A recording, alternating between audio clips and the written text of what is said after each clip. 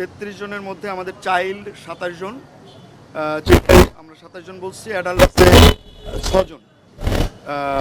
Discharge আমরা গতকালকের মতোই 4 জনই আছে। আমরা আরও কিছু রোগী আমাদের রেডি হয়ে যাচ্ছে, অবস্থান অনেক উন্নতির দিকে। হয়তো আমরা 2-1 দিন পরে যে কোনো দিনই হয়তো দিতে পারি। আমাদের আইসিইউতে 3 জন আছে এবং একজনই শুধু ভেন্টিলেটারে, গতকাল যেটা ছিল একই। আমাদের মেল এইচডিইউতে 2 জন রোগী আছে, ফিমেল এইচডিইউতে আমাদের 5 জন রোগী আছে। আর পোস্ট অপারেটিভ ওয়ার্ডে আমাদের 4 জন রোগী এবং কেবিনে 19 জন। এর মধ্যে ক্রিটিক্যাল কন্ডিশনে আছে 3 জন এবং সিভিয়ার 8 জন আছে। ইনহেলেশন ইনজুরি 7 জন, 30%-এর বেশি বার্ন আছে 5 জন।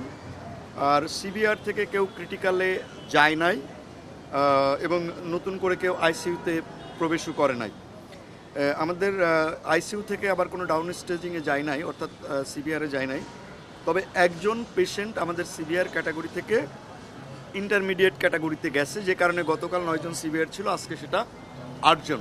অর্থাৎ আমাদের আজকের খবর যেটা আমরা যদি সংক্ষেপে বলি, যে আমাদের স্বস্তির খবর যেটা, আমাদের কোনো পেশেন্ট আমরা আর হারাই নাই। আর একই সঙ্গে আমাদের একজন রোগী একটু উন্নতির দিকে, সিভিয়ার ক্যাটাগরি থেকে ইন্টারমিডিয়েট।